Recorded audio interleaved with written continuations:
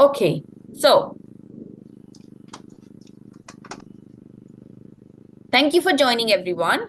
My name is Parveen Ali. I work at University of Sheffield and Doncaster and Bassetlaw Teaching Hospitals as Professor of Nursing and Professor of Gender-Based Violence. And this is the series of webinar that myself and Sarah, who's going to introduce herself in a few minutes, shortly, we run every month on various topics around writing for publications and research. The idea is to develop research capacity among nurses, midwives, and allied health professionals. But anybody is welcome to join and ask questions and seek advice, and we'll try and help as much as we can. As I say, I'm based in University of Sheffield and Doncaster Hospital. I'm also editor-in-chief of International Nursing Review. So I've got several hats that I put on and try and share knowledge from things that we've learned. Usually these are basic stuff in terms of like people, introductory stuff to help people take them onto the journey of these things, and then to start it off, and then they can come back for advice, or they can take it from there. Sarah, would you like to introduce yourself, please? Hi everyone, I'm Sarah Gardner. I'm the Clinical Evidence Specialist at Doncaster and Bassetlaw Teaching Hospitals, so I work within the Library and Knowledge Service. I'm going to be picking up some of the search-specific elements this morning, and I look forward. Thank you. Okay. And if there is anyone who's having problem in hearing or voice, just please let us know, because it's working at my end, but I just want to make sure that everybody is okay with that. Okay, so we do these sessions in various different ways, and one of the things that we want to make sure that it's useful for you, and therefore I did send a small questionnaire asking what is it that you would like to learn, and if there's anything specific that you have questions about or want to know more about. I could talk a little bit and then you can ask questions and we could do it that way. Or we could do it in a question answer typey environment if that's helpful. Usually what we find that people like to be kind of, talked through various elements, and then they're happy to ask questions. So we can do that too. But what I suggest is, why don't you just use the chat box and just write any specific aspect that you were hoping to learn from this particular session, so we can make sure that you have got we've got that covered, and it's and we've answered those questions. So if you could do that, that would be great. Sarah, you're going to say something about the answer garden? Oh yes, hang on just a second, and I will pick that up and park it in the chat. Bear with me.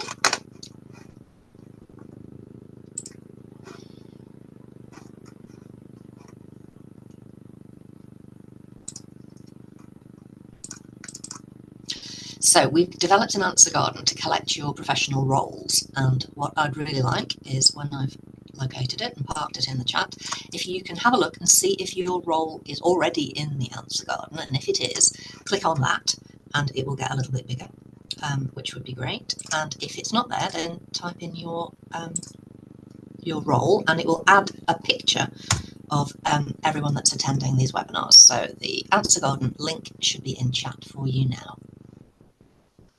This is for us to just capture some information as to who is attending the session and how and what their needs are, so we could tailor that for those sorts of audience. So while you're doing so, thank you for joining. So we are going to talk about today systematic review, what they are and what they are not. So what we will do is we will give a brief sort of introduction of different types of review and talk through that. And then Sarah is going to tell you about the search process and the common kind of pitfalls and mistakes that people make during search process and how to sort these things out. So it's very introductory in the sense that it's an overview, and it's towards the starting end of doing systematic reviews. Conducting a literature review or systematic review or any type of review is a task in itself. It's usually not done by one person. You need more than one person into it. So there are quite a lot of things that happen or need to happen. But this one is the initial things that you need to do. Once you have done that, then of course there is the element of analyzing it, writing it. We are not going to cover those elements today, but we are going to look at the earlier aspects of developing a question, looking at the searches, how to do the searches, and why do it sort of aspects. So some practical element and some overview of the topic. Next slide, please, Sarah. So here I have listed about 14 types of reviews. And this is the academic reviews or things that you would find, especially in the context of health. You may find more types of review or different names of review in other fields maybe, and sometimes they also describe the kind of the review that's being done, not necessarily always methodology. So there are various ways of defining it. But if I just take you through, all of these are reviews. It's just that small little variation in terms of how they are done and why they are done and what sort of product that produce. So the common ones that you would find is narrative review, systematic review, meta-analysis, scoping review, rapid review is one that you would, and meta-ethnography, and sometimes realist synthesis. So these are those which you will find very commonly reported or talked about.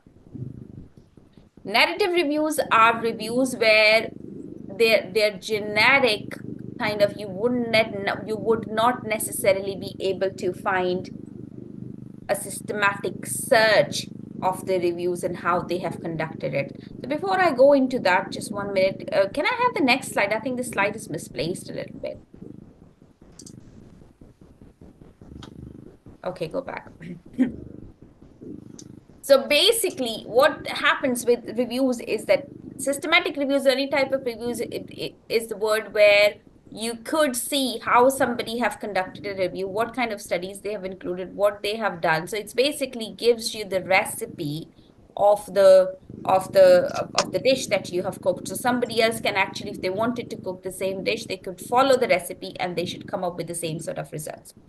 They're called systematic, or they're called, use those names because they should be conducted in that kind of way. So while I'm talking through all of these different reviews, I'll just give you some examples. Narrative reviews usually may not be conducted that systematically. You may not always find how they have identified literature, where they have identified literature from, what kind of, so they didn't necessarily have a criteria that they use, and there's a lot of information about one particular topic, and the author's viewpoints are also integrated into it. So that's why they're called narrative reviews. Even within narrative reviews, people do it slightly differently. So sometimes you may find that somebody have tried kind of, giving information as to how they have identified what they've identified, but usually that's not the criteria for narrative review.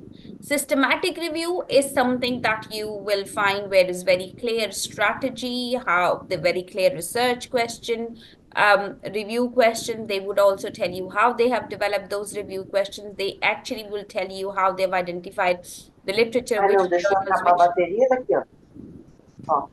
Please, can I ask you, everyone, to mute themselves if they're not speaking? Pensa como é que tá na rua de fresquinho. Tá chovendo. Okay. So I've just muted everybody, if that's okay. So the search is conducted in a systematic way, and meta-analysis is something similar. Meta-analysis will only contain some specific type of quantitative studies, which would allow them to pull the results from all those studies conducted earlier on and conduct another form of analysis to be able to come back with answers. Usually randomized controlled trials or studies with good effect size are included into it, but these are just quantitative studies and these are included. Scoping review are then another type of review. What these do is they help you understand what's already available on one particular topic in the in the literature. This does have a specific question, sometimes slightly broader question, and that question allow them to see what's already available and what people have said. Critical appraisal may not always be an element of these reviews, but that's something is useful when especially you're trying to develop a research question, you're trying to see what are the gaps in the literature, and therefore you want that useful. Critical review or theoretical review or integrative review are kind of form of narrative reviews in some ways, and they provide information about a particular topic, but then try and analyze that. May not be that systematically, but with various viewpoints which are coming from those particular reviews or particular issues, and they try and look into those aspects. Historical review, again, name suggests they look at the historical context of something. And methodological review, things which are looking at methodology and how something is being conducted and why the specific approach have been used. Cross-disciplinary review, again, the name suggests that, you know, maybe studies looking at one particular topic in different disciplines and trying to pull them together to understand what's been happening. So if I just pick up on the common ones, rapid review and scoping review are pretty much kind of similar. Rapid review takes when people have less time and less resources, so they just do a quick search of maybe one or two specific databases to try and see what's available on a particular topic and provide that evidence. So critical analysis of the studies and various bits are not always included in there. And then you have conceptual reviews, annotated bibliography, realist synthesis using realist principles to try and see what works for whom in what circumstances. And then you have meta-ethnography, which is looking at the qualitative studies only generally and try and answer questions from that perspective about one particular topic as to what kind of things have been developed and what do we know about one particular area in terms of the qualitative studies which have been published around those areas. So that's what it does. Okay. Next slide, please. So how have the systematic reviews or the reviews have kind of expanded? If you go back up until about 10 years, you used to listen to one or two types of review, and you know, people were not necessarily that much aware of various types which were available.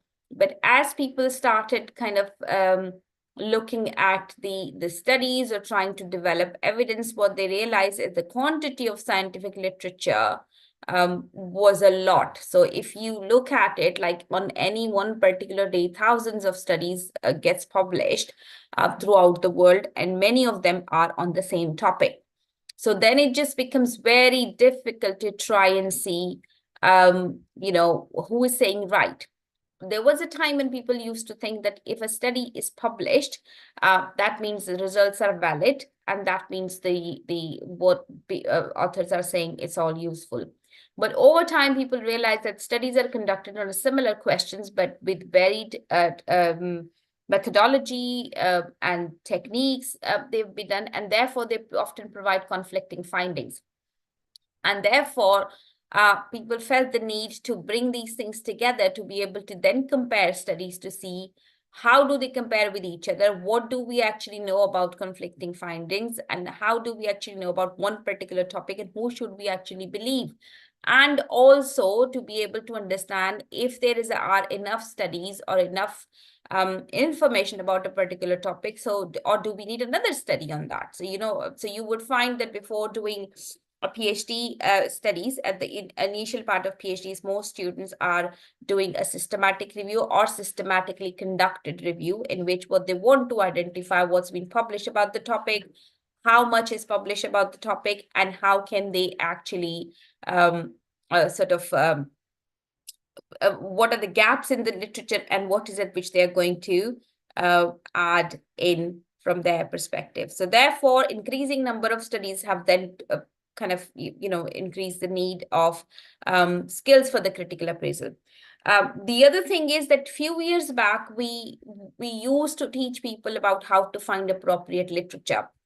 And I think that skill, because people didn't know to set things up or where to find literature. And now it's not necessarily where to find literature, because a lot of literature is available online. People have got the skills to do it. But now it is about how to find quality literature, and how to then make sure that you've done that systematically to be able to answer the question that you want to answer. So a little bit of timeline around that. Can the next slide, please? So this slide gives you a little bit of a context that it started off from 1665. So in the last 3 centuries, basically, the whole thing has started. It's from 1665 when scientific journalism started. And then over time, it has developed on, through various milestones. For example, the committee was set up to refer paper prior to publication in 1752. And then, to the point in 1992, when Cochrane collaboration was established to develop criteria and to have the process to see how reviews should be conducted systematically. So that's the kind of, historical context around that. So, and techniques have been developing over time. You would have seen various papers which talks about various types of reviews, like the one which I've just suggested earlier on. And people have started learning about what is it that, what type of reviews are available and what is it which they can do. Next slide, please. So again, you may have been familiar with this pyramid, which suggests quality of evidence. So which basically says to us that, which evidence should we actually be believing? And it goes from, as the arrow suggests, from bottom up. So the bottom one is usually background information, expert opinion. When it says EBM, that's mean evidence-based medicine guidelines. So it's just based on people's understanding and expertise about a specific topic, and they talk about that. And then the next level of this is individual case reports, then case series, and then cohort studies. So case series, cohort studies, and individual case notes are usually identified as observational studies, where you just observe about a particular phenomena of interest to try and see what's happening in there. Do not do any intervention and try and come out with answers. Then your next level is experimental studies, which you have got quasi-experimental or non-randomized controlled trials and randomized controlled trials. These then help people check the causality of cause and effect relationship between two things, or check the effectiveness of medications or interventions or various different aspects that we want to explore. And so are called experimental study. And the next one is critical appraisals, where you can see with the blue one, which is critically appraised literature, evidence-based practice guidelines. So where people have tried developing guidelines, then systematic reviews, and then meta-analysis. And how that works is, as you go above, the candidates to go into the review become smaller and smaller, because the criteria gets very stricter and stricter, which then means that you can rely sort of relying on the results is easier, because it will tell you how the authors have come to the conclusions that they have come to, and it will provide rationales for you, and you will understand as to what needs doing. So that's a little bit about the review, systematic reviews, and how we do it. It's an important part of many studies at master's level, at PhD level, and even sometimes at undergraduate levels as well. We help develop students and colleagues kind of their skills from very start on, and to just take in to develop those skills. So that's about the overview of the evidence synthesis or reviews or systematic reviews. Let's now have a look at the process of it and other details around that. And I'll stop here, but I'll let you ask any questions if you have so far, and then Sarah will start with the next stage of things.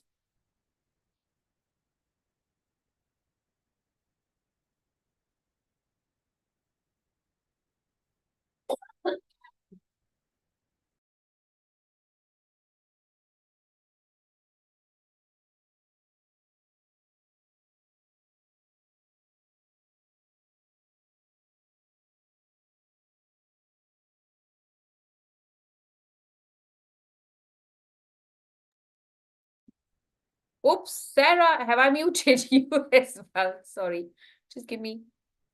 I thought you could unmute yourself, can't you? Hang on.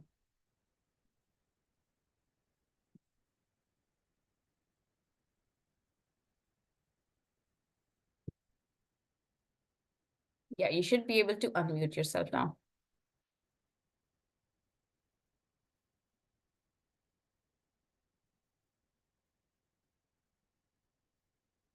Are you there, Sarah?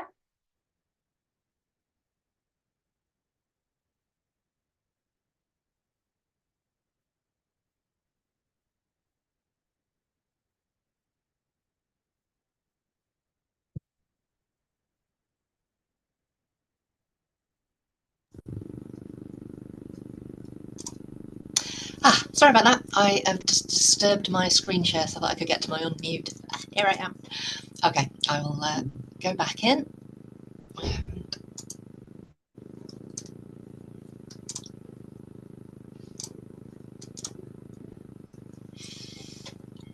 Okay.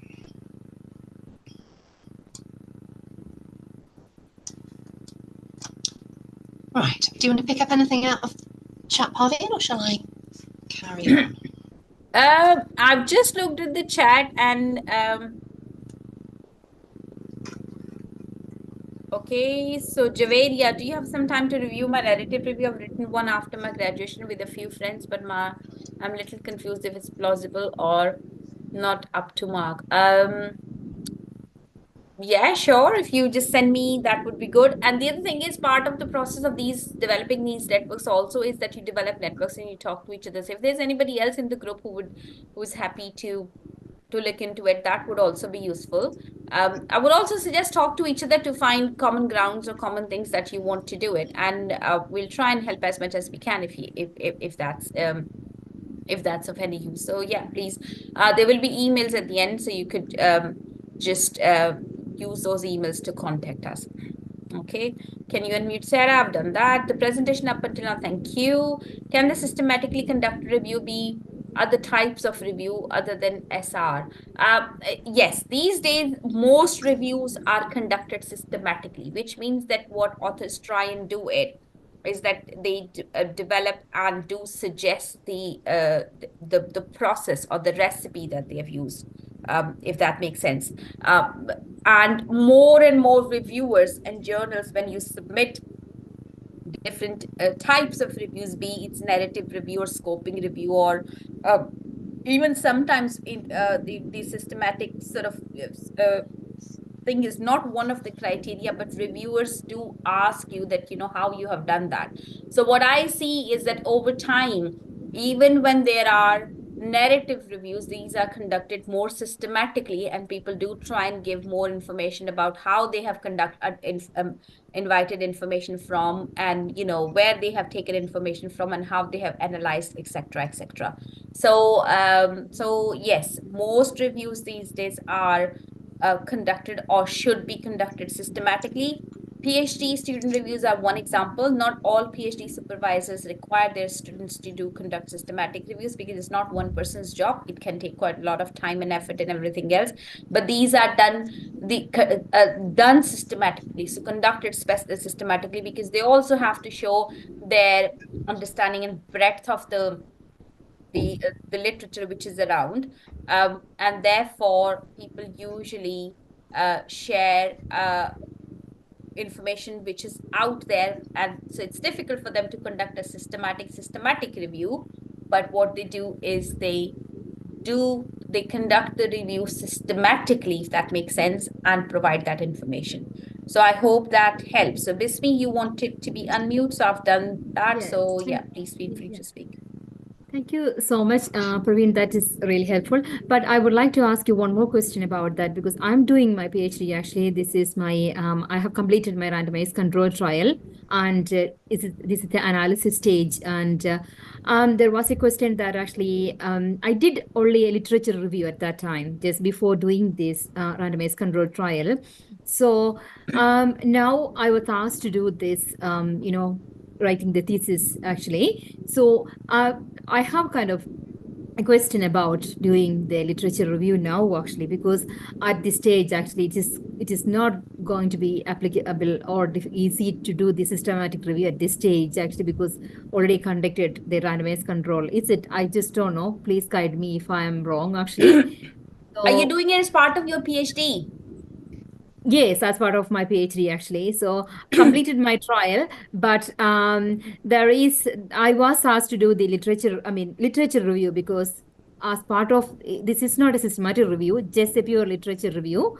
So then I was thinking actually what kind of literature review that I'm doing actually for this at Okay. this stage. I So think for PhDs, usually it's not, some people do systematic reviews or call it systematic reviews, but most of them are not systematic reviews. They're systematically yeah, conducted reviews, systematically okay. conducted narrative reviews and stuff. Now, what happens that, in different universities, when you're doing your PhD's review or whatever kind of review you're doing, that usually an initial sort of part of the process. And by the time you've done that and you've gone through the different universities have a mechanism to move from students from MPhil to PhD or move from one stage to the other. Or even, for example, they've done that bit and then they've gone to collect data. So it has taken a couple of years. So by the time you've done that, the review has not become obsolete, but other people have written more on the topic, and therefore there is more information that was available at that time. So then there is usually a need to go back to look at what else is available since you wrote that literature review and add that bit into your review. Review. So Okay. it could be that you have to go back and and check, for example, if you did review up until 2021 and now 2024, so you want to check what was published between 2021 and 2024 on the topic using the same search methods and everything else, and add that into it, which then also highlights my point about systematically conducted review. Because if you haven't written information about how you did it earlier on, then there is no way you will be able to make it easier or find information which is published afterwards. Whereas if you had a strategy and you used a particular method of doing it, then now you can just go back and use the same strategy but change the date from whatever the previous dates were from now to 2021 to 2024. So it just makes it easier. So that's one thing. The other thing could be that your review probably is lacking about something specific. So I'm not suggesting your review does, but sometimes what we find is students have written literature, but that's very specific, but they've not gone back to look at the broader kind of literature theoretical understanding. So they may want to conduct that kind of a narrative review. And it could also be in terms of your issue that if you've done a randomized control trial, which suggests that you've done something on something very specific. So it may be that you need to conduct a systematically conducted review or a systematic review on a similar interventions on that particular topic as to what's been done and what's available. I guess it's difficult to answer that question without knowing the whole context, but I think you are a little confused as to what needs doing, and I think it is necessary that you have those discussions with your supervisor so you can actually exactly know what their expectations are, or the examiners, whoever has asked you to do it, and do exactly what they're asking you to. Otherwise, there could be many things that you could be doing, and it could take quite a lot of your time. I hope that answers your question. Yes, thank you very much. Okay. Thank you, everybody, and over to Sarah. Thank you, Parveen. So this slide with its little graphics been up a little while, so I'm not going to go through all of the individual elements. It's a lovely, clean overview of what happens in a systematic review, and it's done by the Cochrane Consumer collaboration in order to explain systematic reviews to the general public. And I really like the fact that it sort of shrinks down the massive amount of detailed work into identify your question, write a plan, do the search. It sounds very bish, bash, bosh, and it's not really like that. So searching is not a one-off process, and it's something that it crops up at different points during the review, and I'm going to talk about that in a little bit more detail in a minute. What I would suggest is that if you're on a funded project or you have the means, involve an information specialist in your systematic review if that is possible. You're buying yourself an expert searcher, and fundamentally a systematic review it'll fail, it'll be flawed if it doesn't identify all of the important studies. If you don't do that, then your conclusions are going to be weaker. And so that's the systematic review has no strength if the systematic search part of the systematic review goes wrong. So if you do engage a systematic searcher, if you do engage with an information specialist and they do all of your searching and they write up the search methodology section, then you have invited them to be your co-author. So I thought I'd put that up there and out there and make that explicit, because that is only reasonable. So if you are in that position, then please do consider your information specialist as your co-author. So another little overview, a little diagram here. There are more opportunities to search in a systematic review than might be apparent from the outset. Multiple searches are needed as the review progresses.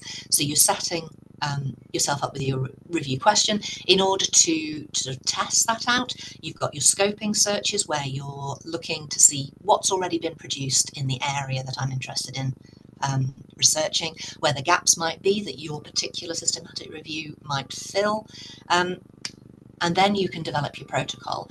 At that point, you're looking to see if you can test your search approach. So if you have identified a dozen really key papers from high impact journals, the things that must appear in your systematic review, you can test your search to ensure that your search strategy pulls those out.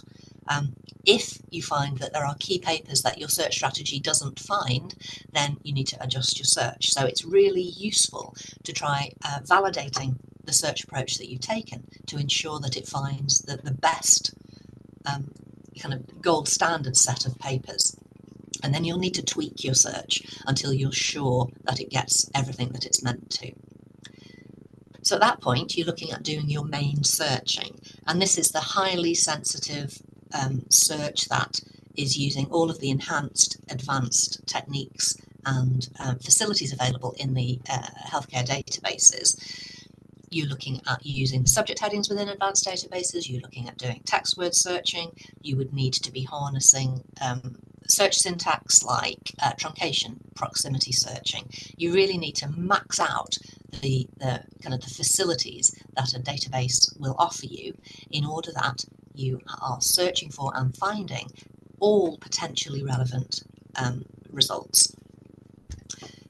After that, they go in for screening, but there's more searching to be done at that point. Once you've identified your core set of papers that you're going to base the systematic review on, there's more to be done. That's when the supplementary searching happens. And this, you need to look outside of the main databases for that. This is the kind of thing that you would be plotting citations. So of the key papers that you found, the ones that are in your systematic review, who has cited those? And that would be a way to build more papers into your review. And then you would have a look at the references in those individual studies and see what they had cited in their turn. So that's sort of forwards and backwards citation searching as a way to increase the number of potentially relevant results that may not have come out through database searching. You really have to push on that, and that's the way that you get the most results that are potentially relevant to your search topic. It's time consuming. It's very time intensive, and unless you're doing a master's dissertation, ideally this is a team approach, because that way you'd be able to pull in skills to look at all of the elements that need doing within a systematic review. And it would be difficult to accomplish a really high quality systematic review as a solo project. You have to think about when you're screening, 2 or more reviewers screening allows for kind of plotting the sort of inter-rater reliability between the screenings. How do you settle disputes if your 2 reviewers don't agree on whether something should be included or excluded? This is a good team project, but it's not quick. And then later on, if it has taken you a very long time to complete the systematic review and you're considering publishing, you may very well need to rerun these searches so that it can be updated. So I don't want to kind of disillusion anyone, but this is a massive job. It's a big project, but that's how you get a really high quality systematic review that's going to have value and have impact. So let's have a look at first steps then. The very, very first thing to do is to find out if there are existing systematic reviews on the topic that you think you're interested in doing.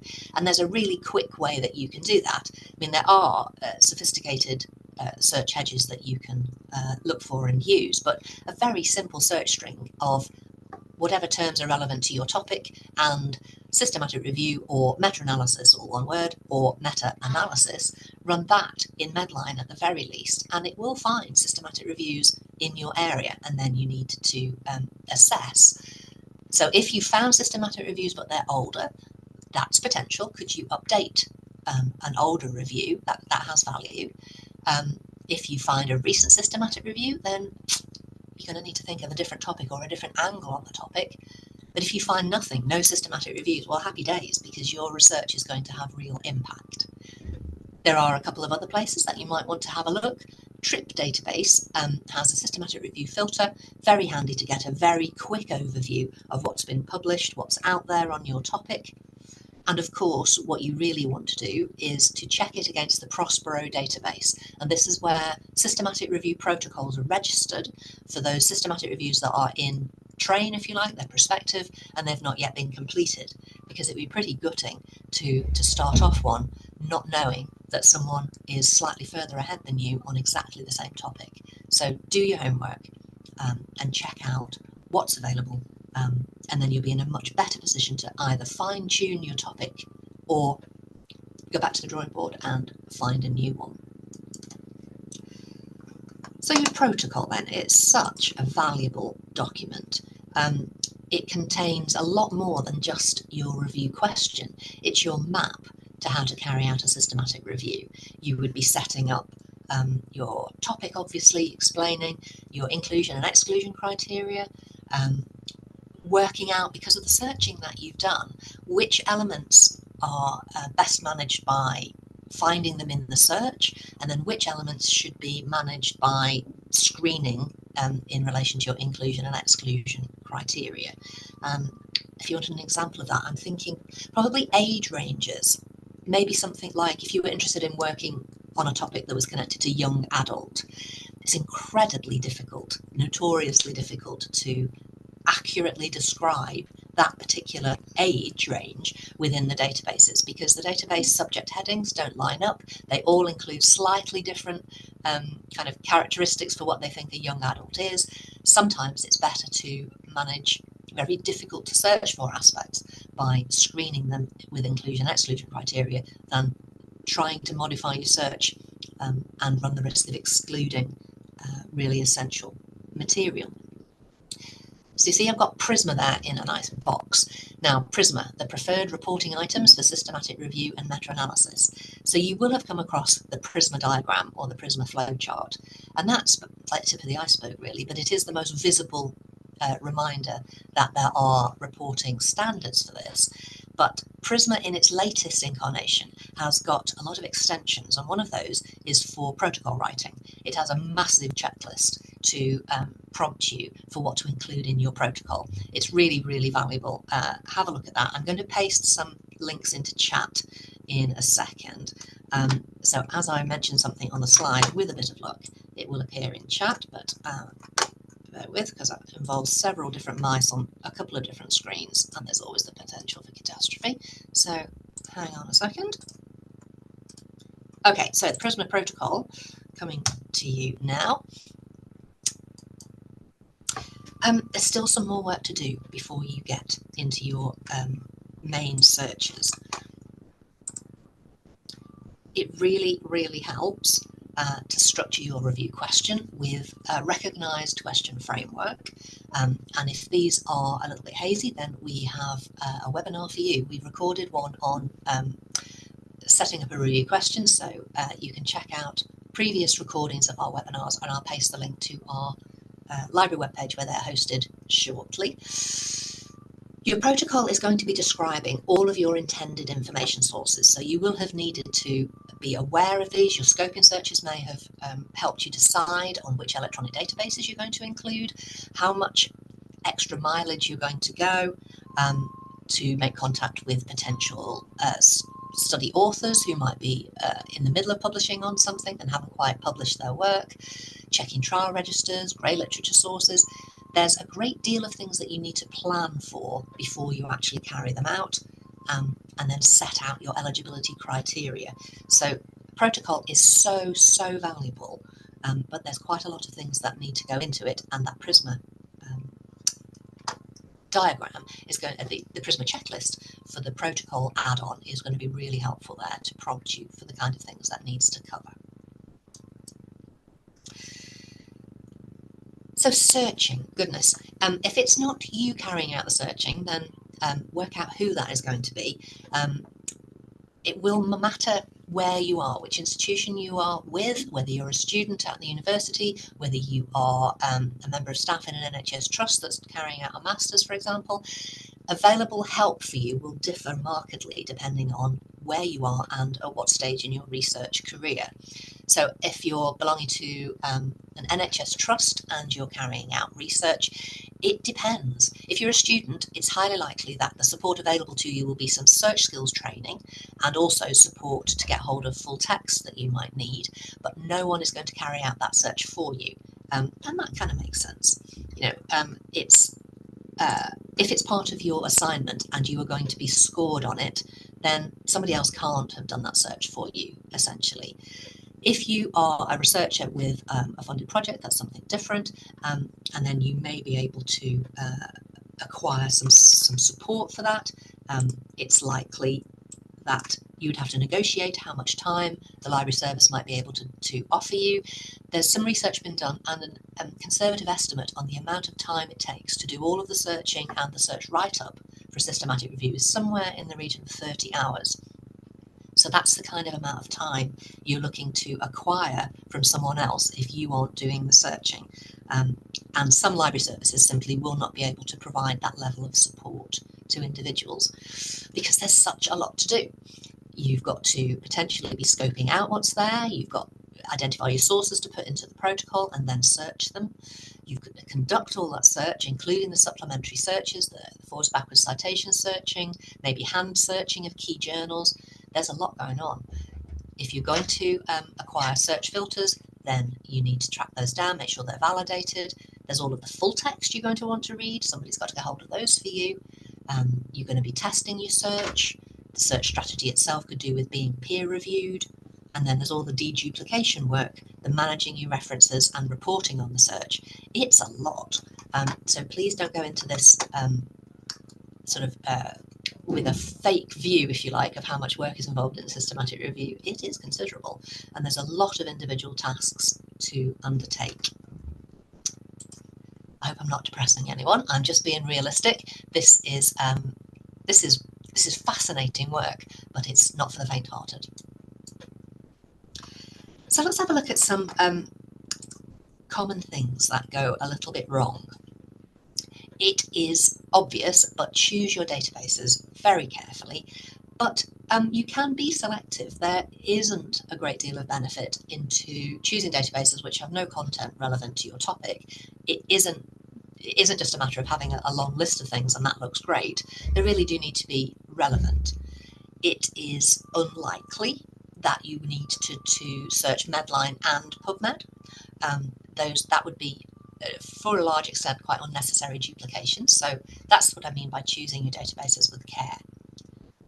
If you are searching in the big healthcare databases, then you have the advantage that you can use the subject headings in addition to using text word searching. So you'll be looking at Medline has its mesh terms, which are added by indexers to reflect the content of the full text of an article, which is not what you're searching when you search in a database. You are searching a small database entry about that article. And having that distinction in your mind is really helpful because it shows you what it is possible to search for. It looks a little bit obvious, but check your spelling. If necessary, write your search strategy out in a Word document where the very helpful red squiggly line will alert you to potential spelling errors. You should also be alert to American spellings as well as UK spellings and find a way to incorporate both of those into your search strategy. You can do that with wildcards, which replace a letter or no letter.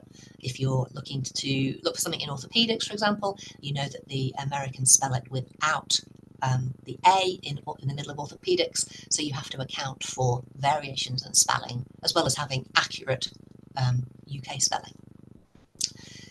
Know what you're doing with your Boolean operators, your ands and your ors, and be very wary of not. You can exclude some things that you really shouldn't have excluded if you're a little bit casual with your use of not. So these sort of things are take advice, get some training.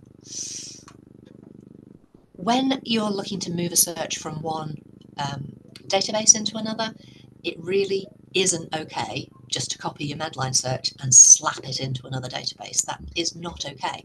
Translating a search strategy means looking up all of the individual subject headings in your new database, because these are, for the main part, commercial products.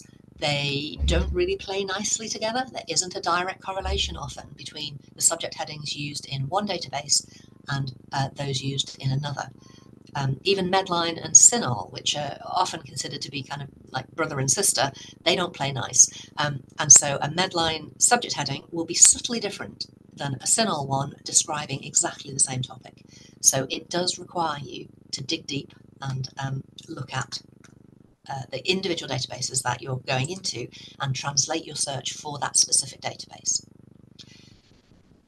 The last point, if you have been taught how to search using concepts and you OR all of your terms within one concept and then AND those concepts together, then this won't make any sense. But if you are less secure on a systematic search approach, it is very tempting just to add lots of single lines where you're ANDing a couple of concepts together just to see what pops up. That's not systematic. You will never know what you haven't found if you don't approach it in a systematic way. Don't mean to scold anyone, but there is an approach that works, and there's some approaches which, yeah, they kind of don't. So there's a link at the bottom of this particular slide, which I'm going to pop in chat because one of my colleagues at, I think it's Shrewsbury and Telford, have done a fantastic job in identifying all of the variations that are present in the key databases for things like truncation, wildcards, phrase searching, all the kind of fiddly bits that differ between each database and each search interface. Oh, I'm not sure if that pasted particularly well. I might have to add that a second time. Bear with me, I'll come back to that. So it's a really, really useful, handy overview of the syntax differences between different search interfaces. Sometimes what happens is things get missed. There's a lack of searching beyond databases, for example. So, and this is really dangerous because it damages the credibility of your work. It could render it misleading if you've missed something really key. And there's enough fake research out there without you trying really, really hard and yet not quite getting it. I read a recent Guardian article which estimated something like 10,000 fake pieces of research were published every year, which is absolutely terrifying. So if you don't go the extra mile, like searching for papers that have been retracted, for example, following up any errata flags in a database and seeing what they're trying to adjust, those sort of things are fiddly and time consuming, but really valuable. So I would recommend that you do go the extra mile. You do that hand searching of key journals to make sure just a quick flick through their contents pages is enough to see if something jumps out relevant to your search that may not have come up in the database searching. Do your utmost to make sure that when you are moving a search from one database to another, particularly if you're changing interfaces, then don't miss out some of the free text terms in your haste to paste the search into another database. It's just the small detail here can really add a great deal of quality into the systematic review, because the flip side of that is that if you're not identifying all of the relevant studies, you're introducing a bias, particularly if you haven't made any effort to hunt for unpublished material. And it makes sense to have a look at conference abstracts to see who is talking about their latest research, potentially whilst their research is in the process of being published, but is not yet published. Look at trial registries to see who is working on something and may have finished their research, but has not yet got to the point where they can publish it. You may be able to contact the author for their data. So it's going that to the nth degree ensures that your systematic review is going to have impact and validity. Who knows, it could be the one that changes practice. And so it is worth trying really hard to cover these bases. If you're going to use a validated filter for an element within your review, then go somewhere and choose a validated filter. Don't make one up. So there's the ISSG Search Filters resource, which is in that link here. Let's see if I can pick that up and have a bit more success at popping that in the chat. You can look for search filters for study types, for ways to define a geography. There's all sorts of ways that you can use search filters, and the ISSG is the place to go for that. There is a way, an antidote to these sort of search errors, and that would be to have your search strategy peer reviewed. Or you could pay particular attention to the press guideline statement. So this is the peer review of electronic search strategies. It's the guide to assessing the quality of search strategies. The link here is for one of the articles about it. It's been written about extensively, but I'll pop the PubMed link in the chat, and you can check out the press statement. It has two very useful tables in it. The first one is a checklist, and the second one, and the second one is a guideline for recommended librarian practice, but actually it's giving some justification and explanation for the elements that are within the checklist, and it's really worth a look. So if you want to have confidence that your search strategy is as error-free as you can make it, we're all human, but getting an extra pair of eyes on your search strategy can pay dividends. You may have slightly got your hands and oars in the wrong places. It can happen. That can absolutely wreck your search. Get someone to have a look and make sure that hasn't happened to yours. So sometimes you read a systematic review and they say something like, well, I searched the literature in accordance with the PRISMA guidance. No, you didn't. What you did there is get confused between conduct guidance, which is the sort of thing that Cochrane or CRD puts out, and reporting guidance, which is what PRISMA is. So it undermines the credibility of your systematic review if you're not clear on the difference between how to carry it out and how to report on it. So please have a look at the handbook that Cochrane puts out for systematic reviews, which, I'm not going to lie, it's immense, but incredibly valuable to help you structure and carry out all of the tasks that need doing. And the PRISMA guidelines on how to report your systematic review, again, pretty comprehensive there. I would just say, just pasting a PRISMA flowchart into your systematic review does not a PRISMA guideline following make, if that makes sense. There is more to it than simply using the flowchart. There's a great deal of structure within the recent iteration of the PRISMA guidelines, which will help structure your systematic review reporting and make it really transparent. So, for example, in the 2020 PRISMA guidance, it recommends that you attach all of your search strategies to the systematic review rather than sort of just giving a sample Medline one. You may balk at that, but that's the guidance on how to make everything transparent and reproducible, which is the hallmark of a well carried out systematic review. And I'll reiterate Parveen's point, document everything, record everything. At every stage of your research, make a note. Make a note of the database, the number of results that you found. Every decision that you're making with regard to the search, make a note. When you're searching, just copy your search strategy and pop it into a Word document. Copy and paste works really well, then you've got it for that database. And do it for every database. And then you have a complete record of where you looked and how many articles that you found. So make a note of that. Export your results as a RIS file. And then a pro tip here. If you are exporting from a database into reference management software, make a note of how many records you're expecting to go across in that RIS file.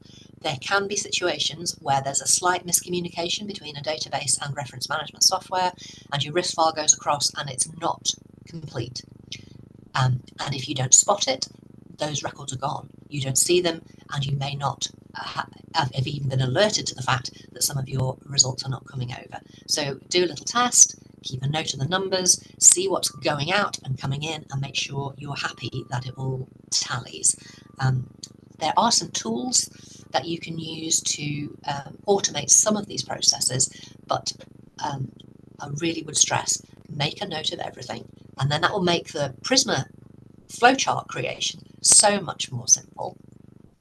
You'll see, if you've got very good eyesight, at the bottom of my illustrated kind of note page there's a link to an app that you can create a PRISMA flowchart in. And I've got some tools I'm going to show you in a second, and that particular website with the link to the app is in there, so we'll have a look. But first, the guidance. I'm stressing this because it's really valuable. If you want to make your systematic review the highest quality it can be, reproducible, transparent, credible, and above all useful to other people, which you need to follow the guidance. It's even more important if you want to be published that your approaches are sort of standard and logical, and following the guidance will help you with that. So let's whack a few more things into chat. Bear with me just a second. This doesn't make very good radio, but it's also a bit painstaking. So, right, Cochrane coming through. Let's give you the CRD one as well, the University of York.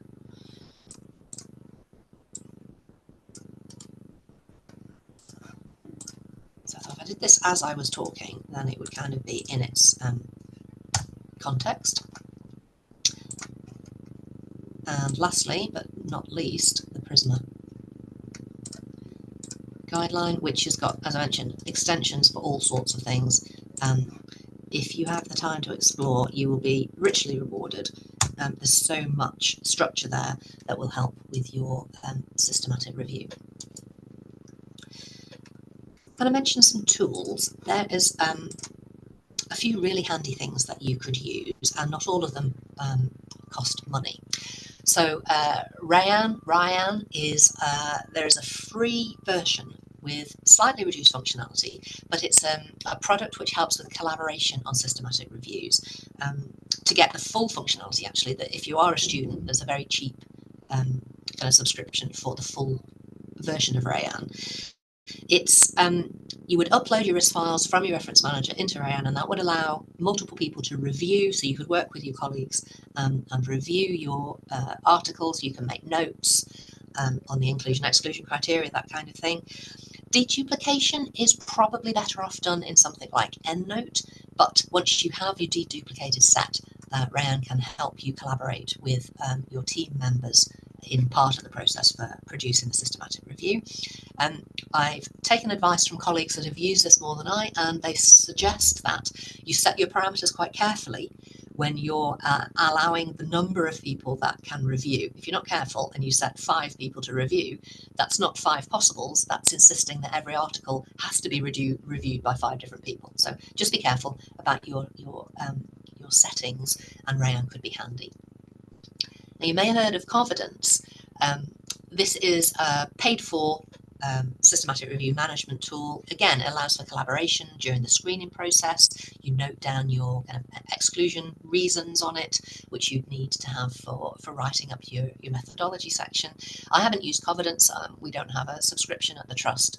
I mean, I hear good things about it. If you are funded or you have the pennies, then look at that. What I do know is that they have a YouTube channel, and so there are all sorts of YouTube videos on how to get the best out of Confidence. So you may be able to just take a sneaky peek at those and get a feel for whether that would be a product that you would find helpful. So the Systematic Review Toolbox is a website which allows you to search for different tools, guidelines, checklists, that sort of thing, a catalogue of tools that help with different tasks in the systematic review process. It's completely free. It's updated, it's on a collaboration between 3 different universities. Some really, really useful stuff there, and you can search by the type of review that you're carrying out or the stage in the review that you're at, and it will offer you a selection of tools. And then this last one, it sounds a bit dodgy, the hackathon, but it's not. It's the Evidence Synthesis Hackathon. Is a project that's working to develop reliable sort of automated processes during systematic reviews in evidence synthesis. And this page leads you eventually to an app which will help you create a Prisma flowchart once you've popped the numbers in. And my best tip would be that once you have created your Prisma flowchart, you screenshot it, and then you can just paste that screenshot into your document rather than having some kind of live flowchart within your document, which runs the risk of, if you do a page split, you've ended up with separating your flowchart, and it not only looks mad, it makes it very difficult to read. So a screenshot of your flowchart could work wonders, and then that won't be mucked about by formatting. So I'm coming to the end of my very quick kind of overview of practical things that you might want to bear in mind. We've done some tools, and I've got a little bit more to show you, and then I will come back and stick some extra things into chat. If you're feeling the need to have some training and free training on systematic reviews and meta-analyses, I'm aware of the Cochrane Collaboration and Open Learning Initiative have, at the moment, I think it's a trial period, so grab it while it's still free. And so there is an online training available through the Cochrane Collaboration. And I'm also aware of the systematic review and systematic mapping training tutorials and online training that Dr. Neil Hadaway has put together, and he is also involved in the hackathon work that I mentioned on the previous slide. So those are 2 free systematic review online trainings that I'm aware of. You are able to pay for systematic review training, and many universities will help you with that. But as far as free training, there are the 2 that I'm aware of. And obviously, if you have access to a library, then hunt down their book stock. So this is the latest edition of Doing a Systematic Review, a student's guide, which is quite rare in that it addresses the students' needs within a systematic review framework. And they are subtly different than purely doing your systematic review and knowing you're going to write it up for publication, because the student is going to be required to pull out more elements on justification for methodology, for example, and there'll be different learning outcomes that need to be addressed within the write-up of a systematic review if it's for your master's dissertation, for example. So a book like this one can really help you know what to include that may be additional to the Prisma guidance in terms of reporting, or the Cochrane or CRD guidance on how to write it up. So I'm going to catch up with myself in a minute and paste some of these extra things into chat for you. But whilst I'm doing that, we can land on the survey. So if you want to get ahead, you can screen QR code the thing on your phone and have that waiting to give us some feedback at the end of the session today. But I just thought I'd bring that up. now, and then I will come out of screen share shortly. We will deal with any questions, and I can frantically paste the last half dozen or so useful links into chat for you. So as Parveen mentioned, we have our email addresses there. So if you do want to contact us with any queries later, then please do. Okay, I'm going to stop sharing. Thank you. Thank you, Sarah. That was really useful. And I'm just looking at the chat to just see if people have said about this slide. We can use MASH and Boolean operators, but how to be certain that our string includes keywords that aren't too broad and too narrow? So Javeria has asked that question. Do you still have that question, Javeria, or has Sarah addressed while going through this?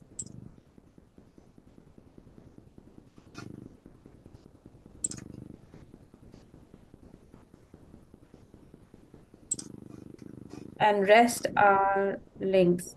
So I don't know. Do you want to take that, Sarah? The MASH and Boolean operators, but how to be certain that our search strings include keywords that are not too broad or too narrow?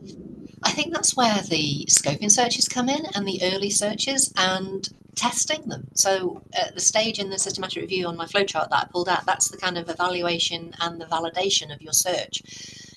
If you have discovered your key papers and your search doesn't bring them up, you've got a problem.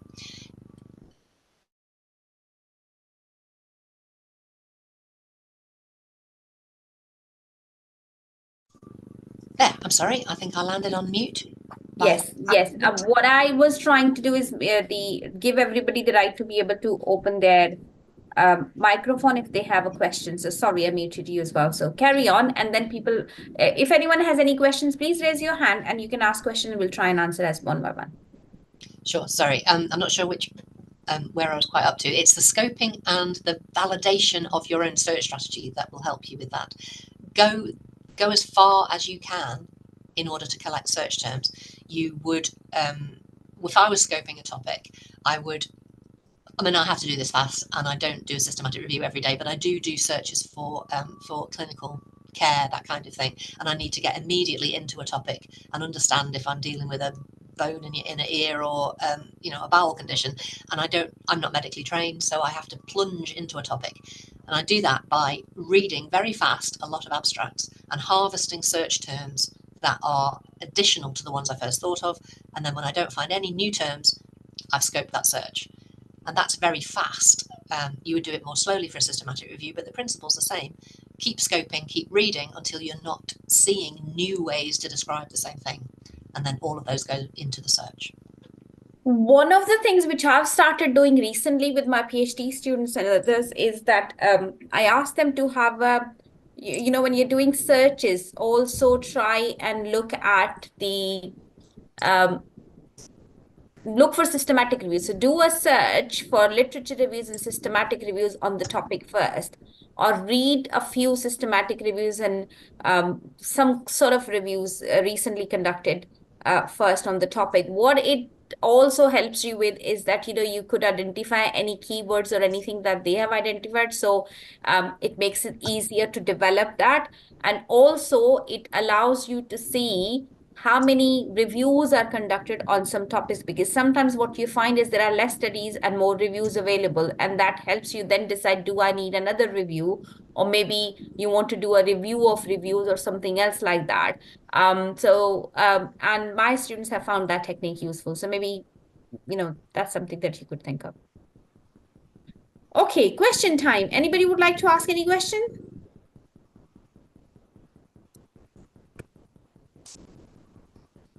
Comment, question?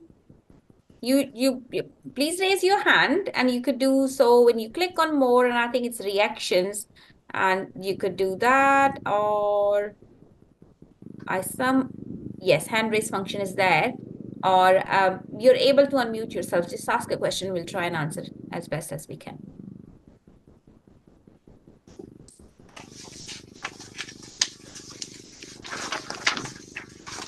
Or you could write into chat box and we could do it that way. Okay. There is one hand raised and that's gone. Did you wanted to ask a question? I'm not sure how do I read your name. Is it Dr. Agana or is it Da- Dragana? Dragana, Dragana. Yes, you pronunciation my name excellent. Thank you, Parveen. No, I just want to thank you for you and Sarah for excellent presentation. Probably you have already seen that my colleagues Spell also joined us because I invite her to tell you that there is one excellent webinar. Both of us are a full professor, but we need more knowledge about systematic review, and I have so many questions. So probably I will ask you, or we will write you an email for maybe other cooperation and to help us to broader knowledge about systematic review. And also, I didn't introduce myself. I'm a full professor in nursing. And I work at Department of Nursing at University of Novi Sad. It is in Serbia. Nice to have you. Thank you so much. Thank you for your excellent presentation, both to you, especially Sarah. Thank you. Thank you. You're welcome. Okay. Any other question? Any other comments?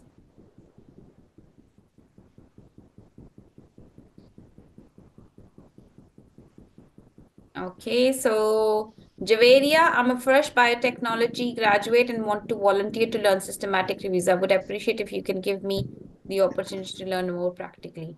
I would love to know how Sarah finds all these research tips and tools. They are fantastic. Amy. Oh, well, because we do this day in and day out, and I think Sarah does it all the time. So I'll let Sarah answer. How do you learn these tips and tricks, Sarah? It is true. I've been searching a very long time, and I also train people how to search, and then I can see which elements in the search process they find quite difficult, and what happens if they're left to their own devices. And then so I've collected up a few of those. But to be fair to my information specialist colleagues, I've also got hints and tips and suggestions from different colleagues around the country about what works, what doesn't work. I'm part of librarian kind of discussion forums on email, and we swap tips. It's quite a vibrant community, which might surprise you. Sort of supporting systematic reviews is specialised work, and we need to do our best to stay ahead and keep up to date with things. But no, I rely on my colleagues to help me do that too, and then my interactions with people who are actually doing the searching to see what goes wrong, and see how I can best help. It's you learn as you develop, and as I said earlier on, that now I've started asking my PhD students to do a search for reviews before they do for this test. So and you learn that by kind of continuously doing it, and then you understand what would work, and therefore you practice that, and therefore you try that, and I think that's how you develop. And of course, Sarah, I mean, they are expert in their field in terms of searching evidence and doing that. So I think they play with these tools all the time, and therefore keep on developing and learning. So Javeria, I haven't brushed your question out. You said that you want to you would appreciate if you can for some opportunities. Well, what I try and do is like link people up, and if they want to pick up a topic and do things together. So I don't know, maybe just drop an email and we could just see from there. But I think it's looking at the or find a topic that interests you, and we can try and find if there are people who can help you or who are able to join, and then use a periodic guidance would help with that. So I think those sorts of things can help. So I hope that's useful. Okay, and I was just trying to see if there's any other questions. So there's no other questions or comment into the chat box, but please, does anyone have any other question or comment?